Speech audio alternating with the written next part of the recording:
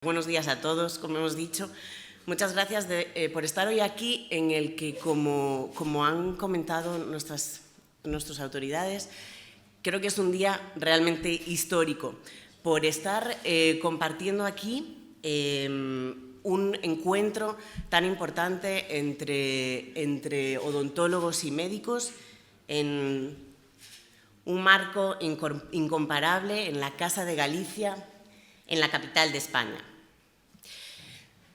Bueno, me presento otra vez, soy María Núñez y además de ser la encargada de comenzar esta jornada, lo hago al lado de una gran compañera, una mujer de ciencia y corazón, que es la doctora Elena López, a la que luego escucharemos.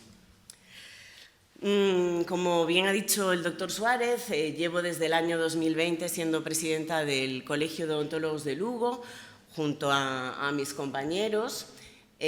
Ahora mismo soy la presidenta del Consello Galego de Odontólogos, que lo formamos el Colegio de A Coruña, el Colegio de Pontevedra y Orense y el Colegio de Lugo. Y también soy vocal del Ejecutivo del Consejo Nacional de Madrid en esta última legislatura. Pero mi labor docente la desarrollo en la Universidad de Santiago de Compostela. Esta es nuestra casa, mi casa y la casa de muchos de los que estamos hoy aquí. Y de ella, precisamente, vamos a empezar a hablar. Vamos a revisar la importancia en poco tiempo del fuerte lazo que une la odontología y la medicina y por qué no se debe romper. Si bien es cierto que es en 1728 cuando nace lo que conocemos como odontología restauradora actual de la mano de Fouchard, que es considerado el padre de la odontología moderna, que escribe el Tratado sobre las restauraciones dentales, se conoce que ya en el año 300 a.C. los egipcios utilizaban piedras preciosas para tratar los dientes. Y todas las culturas, etruscos, mayas, fenicios, incas, todos tenían sus métodos para tratar las enfermedades de la boca como podían, ya entendían la importancia de la salud oral. Es curioso que el primer título universitario de odontólogo fue creado por la reina regente María Cristina.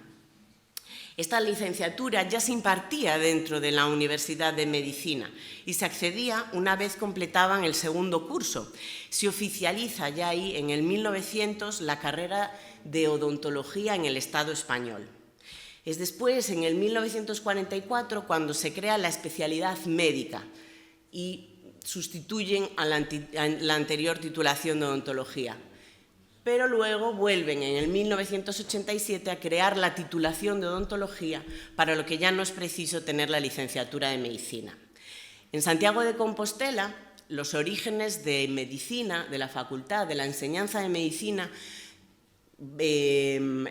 surgen en 1648, nacen, y la formación de la odontología es más reciente, cuando se inicia la Escuela de Estomatología en el 1983 y la posterior creación de la licenciatura en el 1988.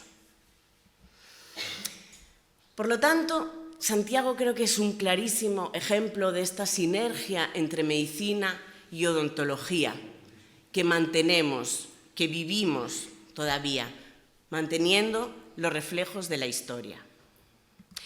Como bien comentó el profesor Suárez, en el último ranking de Shanghái, ascendimos al puesto número 2 después de la Universidad Complutense, consolidándonos entre las 150 mejores universidades del mundo. Pero ¿qué está pasando en la odontología? Pues precisamente lo que hablábamos, el aumento de la especialización nos ha ido alejando y disminuyendo nuestras relaciones con las ciencias de la salud, en especial con la medicina. Y por eso es tan importante la jornada de hoy, porque debemos reivindicar la figura del médico de los dientes.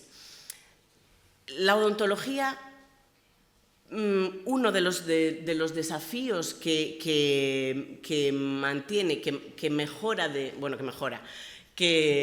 establece ante la estomatología son introducir en el área de la sanidad la medicina molecular a través de las técnicas de PRF, de factores de crecimiento, de células madre. Por lo tanto, eso es uno de los desafíos más actuales que debemos afianzar. ¿Qué más desafíos, aparte de todas estas nuevas tecnologías? Pues, por ejemplo, el diagnóstico del cáncer oral. El 45% de los cánceres orales se diagnostican en las consultas dentales.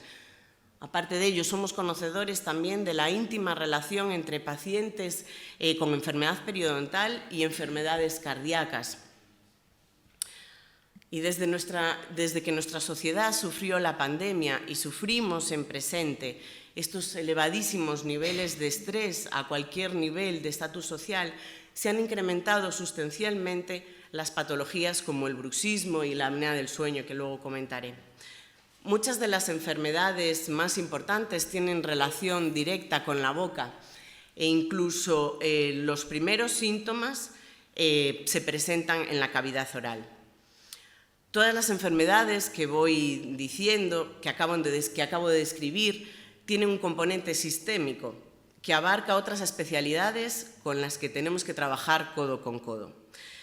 Y no solo las antes mencionadas, cada vez hay más estudios sobre la relación de la periodontitis con la diabetes, con el Alzheimer. Ya hay muchísimos estudios que presentan la existencia de bacterias orales en el cerebro, en concreto en el líquido cefalorraquídeo. Una mala salud puede comprometer la salud en el embarazo, provocando un parto prematuro o bajo peso del bebé al nacer. Y ya se sabe que hay una relación también directa epidemiológica entre pacientes diagnosticados con disfunción eréctil y enfermedad periodontal. Es fundamental que los equipos médicos trabajen unidos en el diagnóstico precoz del cáncer oral, que supone ya un 3% de los cánceres diagnosticados en nuestro país, siendo el 10º en prevalencia, afectando en mayor porcentaje a hombres, varones mayores de 40 años. Debemos, por tanto, realizar campañas de prevención y eliminación de factores predisponentes desde el médico de cabecera, es esa primera llamada que hace nuestro paciente a la labor que nosotros hacemos en nuestras consultas dentales. No podemos cerrar tampoco los ojos ante la situación crítica de un paciente cardiópata con una enfermedad periodontal activa, ni nosotros ni nuestros compañeros médicos. Como sabemos, las bacterias de la boca llegan al torrente sanguíneo y se asientan en las paredes de las arterias, provocando obstrucciones y colapsos, con riesgo para nuestra salud, riesgo de bacteriemia, aumento de inflamación sistémica, incremento de riesgo o del desarrollo de todas estas enfermedades. Es sorprendente la influencia de la salud dental en el resto de nuestro organismo, lo sabemos. Por lo tanto, el impacto de la periodontitis sobre enfermedades tan relevantes como la diabetes, como mencionamos, o las enfermedades cardiovasculares, hace que la salud periodontal se convierta en un elemento crítico para mantener la salud general, poniendo en relieve la importancia de la prevención y el tratamiento. Debemos tratar enfermedades multifactoriales con equipos multidisciplinares, ya que es nuestro compromiso que la salud del paciente de forma global e integral esté cubierta. Y sabemos que las patologías como el bruxismo o la apnea del sueño, como antes dijimos, diagnosticadas muchas veces en nuestros gabinetes, deben ser tratadas y seguidas por un equipo médico y odontológico, y así conseguiremos mayor índice de calidad en nuestros tratamientos. No podemos aislarnos ni cerrar los ojos. El camino es la salud y el camino es esta serie también de jornadas y de unión en la que hoy estamos aquí. Estas jornadas nos unen, nos acercan y nos abrazan y nos llevan a conseguir la salud de nuestros pacientes, que es lo primero. Los dentistas no dejamos de ser una figura independiente con respecto al médico, pero es capital mantener las vías de relación con la medicina, porque solo así se podrá ofrecer la visión integral de salud a nuestros pacientes. Por eso, aquí estamos para seguir cuidando la salud de las sonrisas. Muchísimas gracias. No le robo más tiempo a mi compañera Elena López. Gracias a todos. Os voy a hablar de un poquito de ciencia y digitalización en la odontología y principalmente os voy a hablar de ella, de la inteligencia artificial. A ver si vamos corrigiendo aquí. Exacto, de la inteligencia artificial. Voy a decir un poquito lo que yo hago en la clínica y cómo surgió mi interés por la inteligencia artificial y por la tecnología. Empecé mi carrera en la Universidad de Santiago de Compostela, donde hice mi tesina, y después en la Universidad de Vigo aprendí a utilizar la tecnología para buscar soluciones a los problemas clínicos que teníamos, y así cursé mi máster en biotecnología, que era la primera edición que se celebraba en la Universidad de Vigo, y desarrollé mi tesis en genética clínica, desarrollando un modelo predictivo de enfermedad periodontal de enfermedad periimplantaria en pacientes que tenían enfermedad periodontal.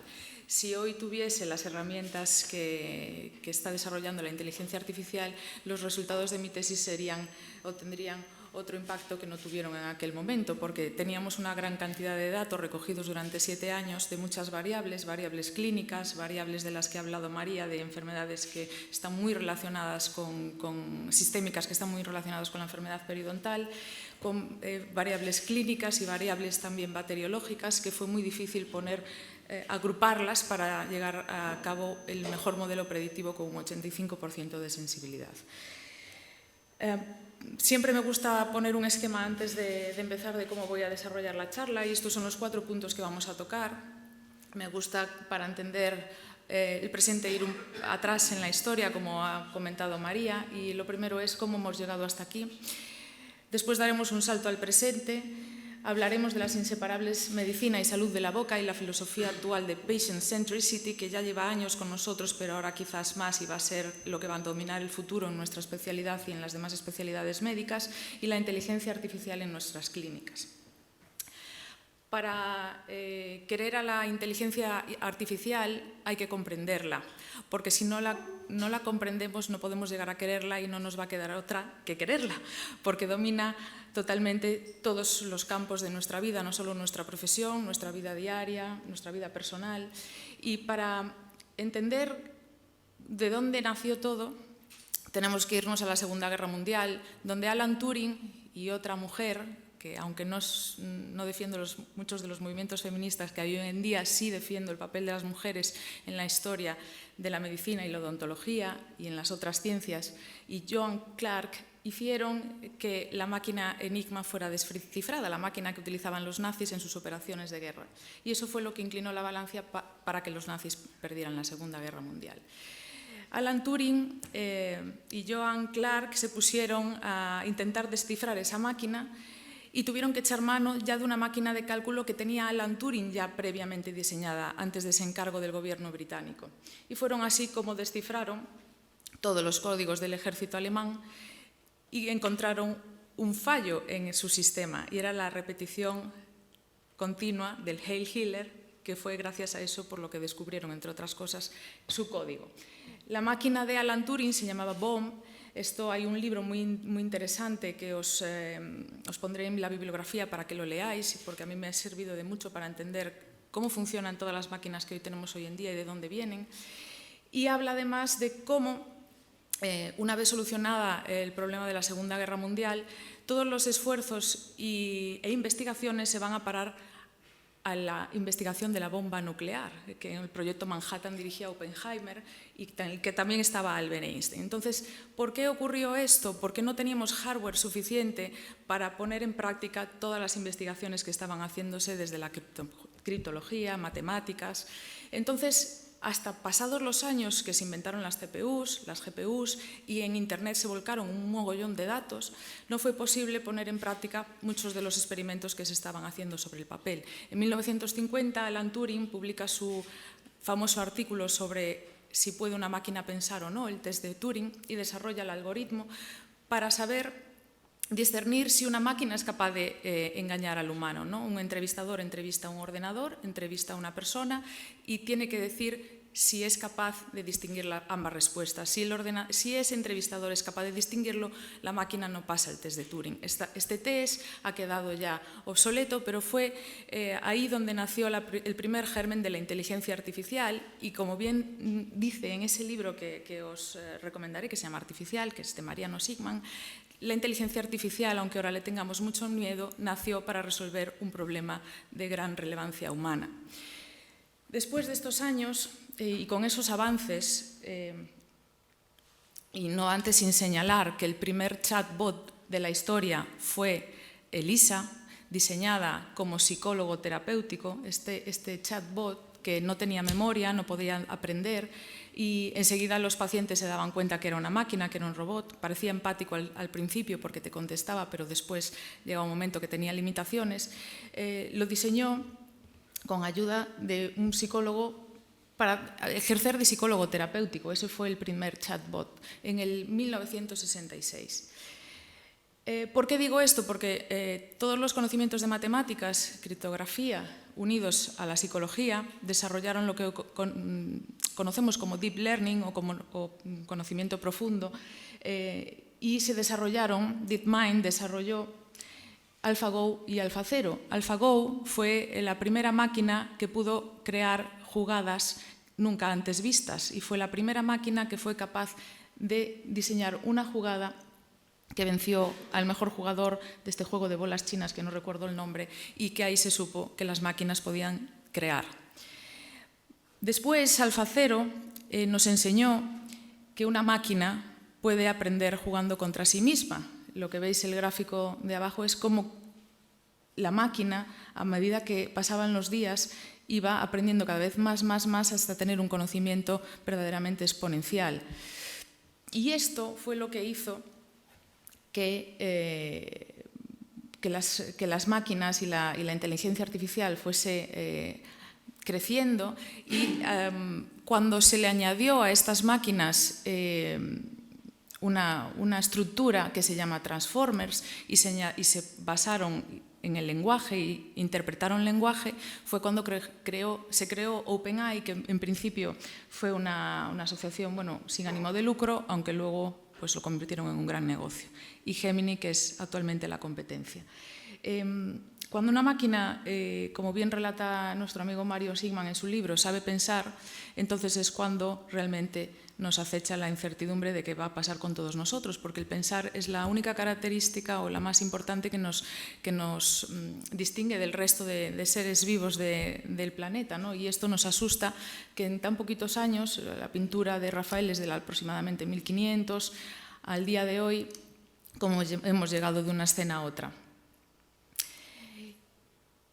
¿Cómo es posible que esas redes neuronales tengan unas estructuras tan complejas, que sepan procesar tan tipo de información, que dejen al cerebro humano pues, muy pequeñito?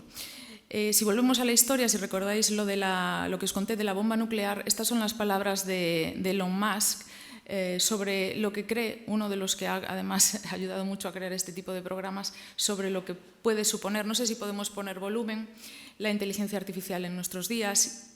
Y una cosa muy importante que dice, no se ve el volumen, pero bueno, podéis ver las letras, que es que no podemos tenerla en manos de solo unos pocos, igual que pasó con la bomba nuclear.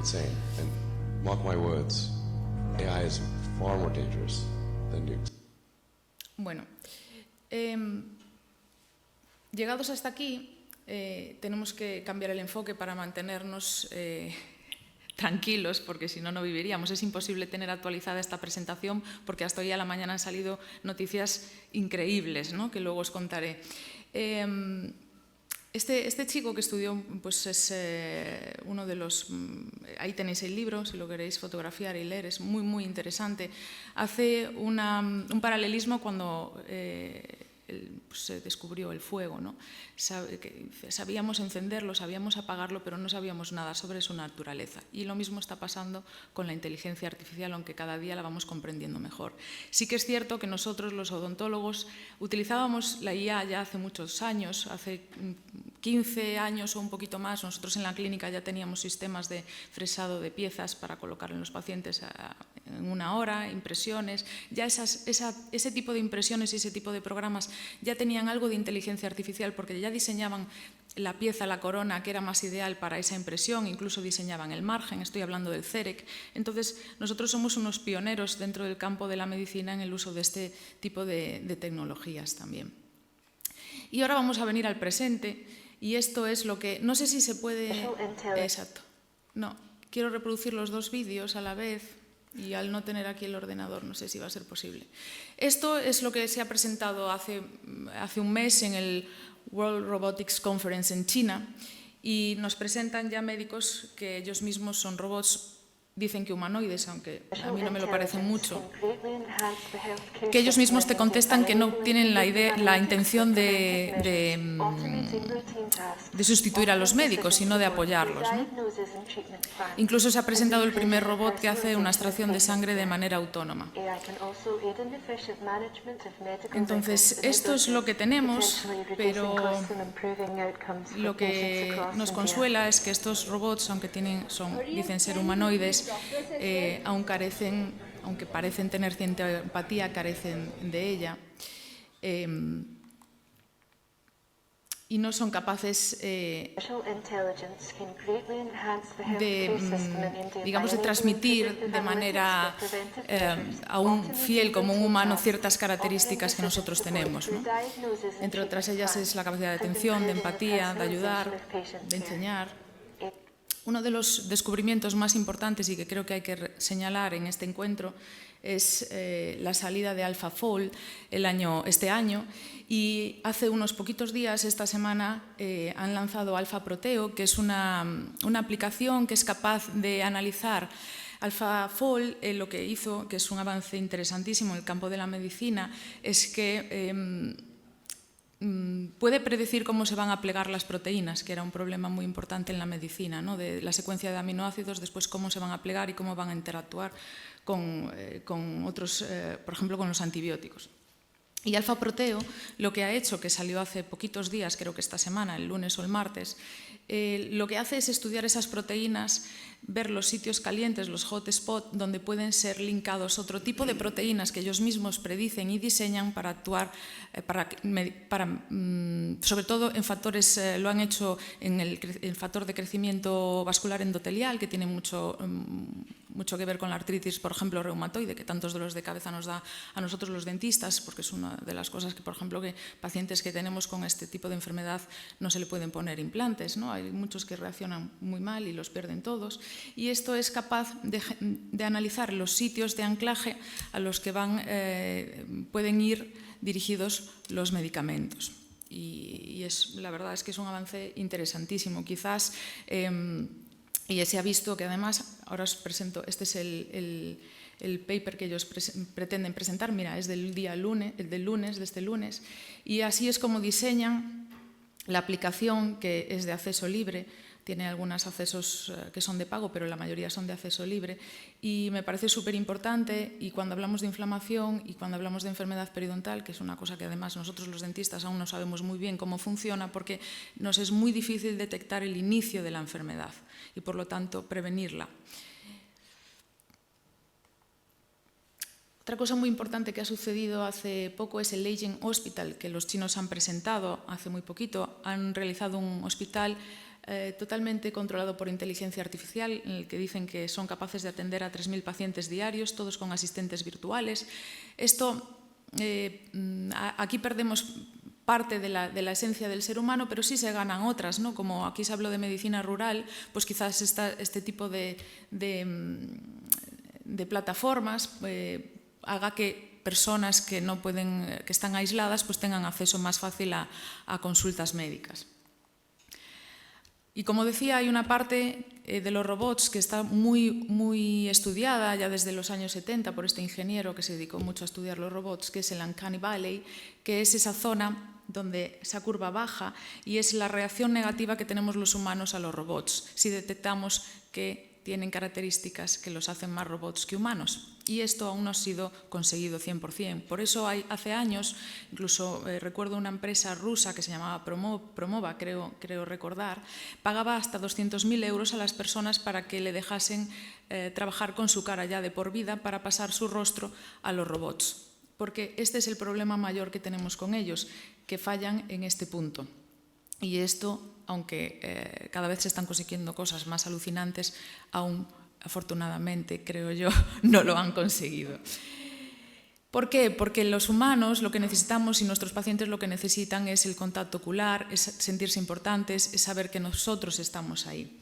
Es lo que se llama la preocupación empática y esto no lo tenemos aún conseguido, solo lo tenemos los seres humanos y esto es una de las cosas más importantes que tenemos que tener en cuenta. Además de tener conocimiento, esto para mí es lo más importante, ¿no? el trato al paciente. La parte humana, que además eso sí que tengo que dar las gracias al profesor José María Suárez, porque sí que en sus clases recuerdo desde siempre que fue el único que nos habló un poquito de psicología del paciente y que me parece súper importante. En nuestro campo odontológico, otra novedad que salió hace muy poquito es este robot que consigue ya pues realizar empastes, como dicen algunas noticias, ¿no? Esto es una noticia de hace poquito, hace más o menos un mes, en el que vemos: adiós al dentista, llega el primer robot capaz de hacerte un empaste o ponerte una corona. Para mí este tipo de titulares pues no me gustan absolutamente nada, porque este es el reflejo esto es la idea que la sociedad tiene de los dentistas, es que hacemos empastes y que se nos puede decir adiós. Pues no, los empastes, aunque la caries es la enfermedad crónica de mayor prevalencia, no solo hacemos empastes, quizás sea de lo menos que hacemos y afortunadamente porque la prevención está funcionando. Entonces, por eso hoy también estamos aquí, porque tenemos que darle la vuelta a cómo la sociedad nos ve. Y esto solo lo podemos hacer unidos de la mano de las demás especialidades médicas. Os pongo otro ejemplo, porque este link de esta noticia estaba justo 2 links detrás de la anterior. Es del 2018, pero si está detrás de esa que os puse de hace un mes, eso quiere decir que la gente pincha mucho en ella y sigue estando de actualidad. Y dice: este experimento científico demuestra que tu dentista probablemente te quiere timar. Este tipo de titulares nunca los he visto yo. Pues este experimento científico demuestra que tu cardiólogo probablemente te quiere timar, que tu neumólogo probablemente te quiere timar, que no sé, la especialidad que más os guste. Entonces, esto es una realidad a la que tenemos que poner freno, porque con la ola que viene de avances y que creo que estamos ante una etapa en la que van a surgir muchos cambios drásticos en nuestra sociedad, tenemos que ser conscientes de lo que pasa y frenar estas cosas antes de que pues destruyan todo lo que hemos destruido y han construido generaciones anteriores con mucho esfuerzo. Los dentistas, como bien señaló María, somos la primera, digamos, el primer freno, ¿no? que somos los primeros que abrimos la boca a los pacientes y somos los primeros que podemos detectar el cáncer oral, el carcinoma que se encuentra, creo que recordar en las últimas estadísticas de número 13 en cánceres, ¿no? Entonces, hay proyectos como este que se llama Bioma, que nacen de empresas de Estados Unidos, que son capaces a través de una muestra de saliva de detectar muchos biomarcadores y prevenir, ellos dicen, saber qué personas son más predispuestas a padecerlo y por lo tanto hacer prevención. Son capaces incluso, como tienen una base de datos enorme de muestras salivales, son capaces de, con todos esos biomarcadores que analizan, de crear gemelos digitales en un entorno de laboratorio para ver el comportamiento que tendrían todos esos factores juntos, trabajando juntos y hacer así predicciones sobre la salud de un individuo. Esto no lo voy a repetir mucho porque ya María hizo hincapié en todos los tipos de enfermedades que se relacionan sobre todo con la inflamación que se produce en las encías, ¿no? Nosotros tenemos muchos casos también recogidos, por ejemplo, de la PSA en pacientes que cuando tienen una enfermedad crónica tipo un granuloma periapical, y eso se ataja con una PSA alta. Cuando se ataja ese problema bucal, a continuación la siguiente analítica de PSA muestra unos valores menores. Ya hay publicaciones en ese sentido, pero es una cosa que muchas veces en medicina, el resto de especialidades no se sabe, ¿no? Y nosotros lo vemos continuamente: la obesidad, la diabetes, las enfermedades cardiovasculares, enfermedades autoinmunes, etcétera. Afortunadamente, con una muestra de saliva, que es con lo que nosotros trabajamos mucho, trabajamos durante muchos años recogiendo muestras genéticas analizadas por PCR, trabajamos muchos años con muestras salivales para recoger qué tipo de bacterias se encontraban en el surco de nuestros pacientes por PCR, pero ahora hay unas técnicas mucho más brutales que nos permiten obtener mucho más información, pero esa información también tiene una desventaja, que es que hay que saber analizarla. No vale solo recoger, sino que hay que saber qué tipo de interacciones tienen todas ellas con el resto de biomarcadores que hay en esa saliva, y para eso se hacen los gemelos digitales. Estos son artículos muy recientes, de hace un año, en la que se combinan la inteligencia artificial, que no es nada más que un input, unas redes neuronales en el medio, y un output. Y esas redes neuronales son cada vez más complejas, se parecen más al cerebro humano y son capaces de analizar cada vez más información, y eso es lo que va a hacer que la ciencia avance también en nuestro campo. Esto es un dibujo hecho por inteligencia artificial, en la que veis que además hay veces que se equivoca. Necesitamos entrenarla mucho. Este estudio, que el MIT hizo un curso, una reunión a finales del año pasado muy interesante, en la que se dieron a conocer muchos de los estudios pioneros en inteligencia artificial que se estaban llevando a cabo desde allí. Uno de ellos que me llamó mucho la atención es este, ¿no? Que cómo han entrenado a la inteligencia artificial a través de imágenes de CBCT para saber los sitios, los hotspots calientes de imágenes que pueden corresponder a una osteoartritis en la articulación temporomandibular. Es muy interesante ahí tener la referencia. Eso quiere decir, porque esto es una cosa que no se nos escapa, nosotros trabajamos mucho con CBCT, pero nuestro ojo no es capaz de discernir con tanta precisión esos puntos que veis ahí señalados. Sin embargo, los programas de inteligencia artificial sí, eso sí que es un avance, ¿no? La inteligencia artificial para predicción es muy importante y sí que sirve de apoyo.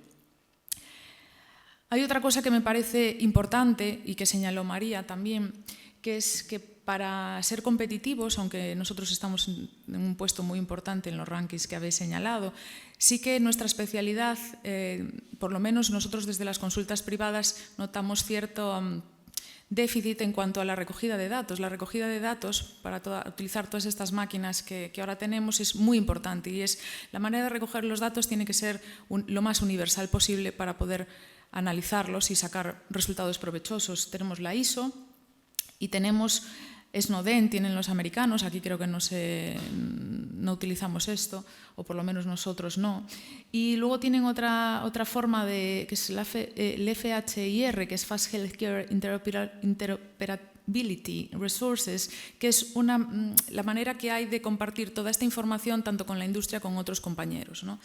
En los hospitales sé que esto sí que se está utilizando, pero nosotros, como estamos fuera del sistema de salud, o por lo menos estamos poco cojos, pues necesitamos reivindicar estar, porque somos muy importantes también para el resto de especialidades médicas, y para que el paciente, dentro de la filosofía Patient Centricity, en donde el paciente va a querer tener acceso a sus datos al momento, va a querer en su móvil todas las aplicaciones correspondientes a todos sus parámetros, ya sea de hipertensión, de glucemia, pues también va a querer los nuestros. De hecho, todas las aplicaciones, como veréis ahora en nuestro campo, son mediante apps, son en la nube y son totalmente compartibles con el paciente.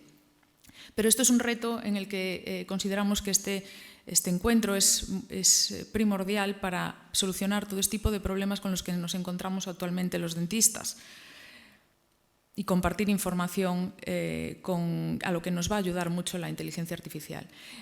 Y ahora vamos a dar otro salto, pero a la realidad de nuestras clínicas. ¿Qué es lo que actualmente estamos haciendo? Pues estamos utilizando ya Microsoft 365, el Copilot, para no perder tanto tiempo en tareas rudimentarias como pueden ser responder emails, realizar informes, organizar el trabajo de equipos.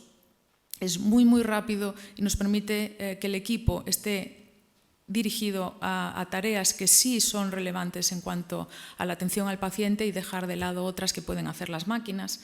El ChatGPT, que es de lo que hablábamos antes, es un gestor muy bueno, te puede hacer unos planes de marketing muy buenos y nos ayuda mucho pues, a redactar protocolos, a darle forma a documentos y nos ahorra muchísimo, muchísimo trabajo. Nosotros lo utilizamos todos los días.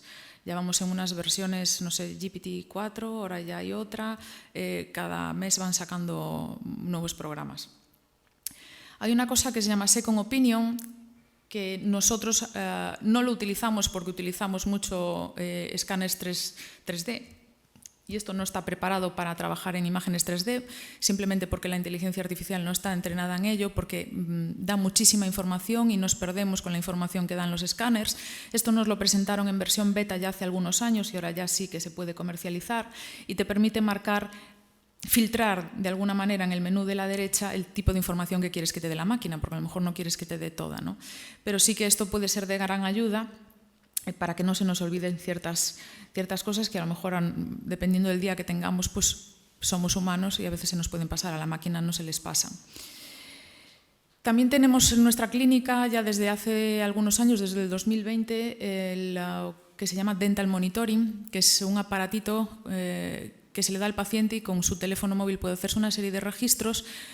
Esto trabaja con una aplicación que veis aquí y es capaz de emitir informes, de decirnos si el paciente se está colocando los alineadores, si lo está haciendo en el tiempo que es el adecuado, si está cepillándose bien, si tiene problemas de encías, qué tipo de problemas de encías, dónde lo tiene, si tiene alguna caries incipiente, si se está cepillando bien. Podemos saber mucho del tipo de paciente que es, si es cumplidor con el tratamiento o no, si se hace los escaneados o no, cada cuánto se los hace, si el estado anímico incluso puede ser inferido de esto, del paciente, porque hay pacientes que de repente lo hacen todo perfecto y de repente pues pegan un bajón. Nos da mucha información.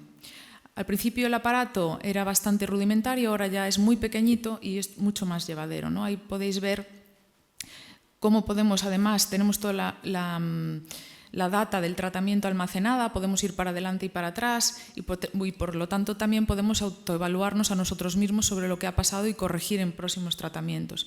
Yo estoy segura que esto le darán muchas vueltas porque ahora esto tiene una cantidad de datos ya grande, llevan 4 años en el mercado y seguramente próximamente sacarán actualizaciones. De hecho, creo que hay un evento dentro de poco en el que se va a hablar solo de esta herramienta. Podemos hacer vídeos de antes y después, incluso nos señalaba que hay una caries en el 12 y efectivamente hay un empaste filtrado. Entonces esto nos da mucha información, aumenta nuestra productividad porque el paciente no tiene que venir tantas veces a la clínica y mejora la experiencia del paciente. Otra herramienta que estamos utilizando ya desde hace muchos años es lo que se llama la teleconsulta, ¿no? O las primeras consultas a través de una plataforma que se llama SmileMate. Esta es una compañera, ya la habíamos de trabajo, Alexia es mi higienista de cabecera, mi auxiliar, que lleva conmigo un montón de años, y el paciente vuelca unas imágenes muy sencillas con unas instrucciones muy sencillas a este programa y el programa, como veis, a través de las fotografías es capaz de sacar un informe de los principales problemas que tiene este paciente y cuál es la manera de solucionarlo. Por lo tanto, y ese informe también lo podemos compartir con el paciente o con otros colegas para saber la opinión sobre el tratamiento. Otra herramienta muy importante que se habló también en la presentación es el diseño de sonrisas. Lo más avanzado que hay hoy por hoy en diseño de sonrisas es el Smile Cloud, también trabaja en nube, también podemos compartir la información con compañeros de trabajo, con el propio paciente y esto lo que hace es un aumento de la productividad y una mejora de la experiencia del paciente porque aunque necesitamos incluir un poco de trabajo humano en el ajuste de la oclusión, La plataforma, después de meter una serie de registros, es capaz de diseñar automáticamente por parámetros entrenados por inteligencia artificial la boca que mejor le va a ese paciente con respecto a su hueso y con respecto a la planificación de implantes que hemos hecho. Y después pasamos a la cirugía, con unas impresiones digitales automáticamente se fresan las prótesis y se colocan en la boca del paciente. En este caso hemos realizado la prótesis con 3 laboratorios y es totalmente reproducible. Es exactamente lo mismo porque todo lo que corresponde a máquinas es totalmente reproducible y esto es un gran avance. La única diferencia que había era en el maquillaje de los dientes, que eso sí eran unos más finos que otros. Y este es el resultado y es realmente muy bueno. Hay otra implicación también que tenemos los dentistas con otras especialidades, que es la psiquiatría. Es una cosa que yo observo en todos los pacientes, que es la importancia que tiene la boca en la autoestima y en la salud mental de nuestros pacientes. Pacientes que llevaban años con una baja autoestima, dolores de cabeza frecuentes, tratados incluso con medicación. Una vez se le resuelve el problema de su imagen y de su boca, esos problemas, si no desaparecen, sí bajan muchísimo. Bueno, lo que habíamos dicho, el último informe de McKinsey sobre el bienestar y salud habla de que todas las nuevas generaciones y las actuales también quieren todo en su teléfono móvil y quieren los datos al momento y va a ser esto lo que vamos a tener, o sea, nos tenemos que acostumbrar a ello. El aumento de la productividad, el aprovechamiento de la inteligencia artificial para los nuevos descubrimientos científicos y para la genómica, que también creo que es muy importante en nuestro campo, y el dilema al que nos tenemos que enfrentar. Venimos de Marruecos de hacer una ruta en moto y que hemos estado aquí, y estamos aquí de milagro porque justo ese pueblo que veis ahí, al poco tiempo de pasar nosotros, se inundó. Y pude hacer esta fotografía, que es de un chico que no se ve muy bien, pero va en burro y tiene en su cabeza una gorra de HBO, y un móvil de última generación. Entonces, esto es una paradoja, ¿no? Pero tiene su gran utilidad, que este chico va a poder acceder a todo ese conocimiento gracias a ese teléfono, aunque se encuentre en un sitio recóndito del planeta. Pero tiene desventajas porque la inteligencia artificial actualmente está alimentada por las grandes potencias mundiales y el primer mundo. Y los resultados que se obtienen de esa inteligencia artificial, pues en algunos están sesgados. Y este es un dilema que hay que resolver, al igual que hay que resolver que esa inteligencia artificial esté en manos de todos y que no tenga esos sesgos. En Marruecos nosotros quisimos entrar en el ChatGPT y hay partes que están vetadas. Entonces, esto pues es el problema que tenemos hoy en día. Y tenemos que buscar la equidad. Una de las ventajas de la inteligencia artificial en nuestro campo, como bien dice este artículo tan reciente, es que nos va a poder relacionarlos con nuestros stakeholders, que son la industria, el resto de especialidades médicas, pero para eso inevitablemente tenemos que buscar un lenguaje universal para todos. Y para terminar, os quería poner este vídeo, que no sé si se puede poner el volumen del vídeo.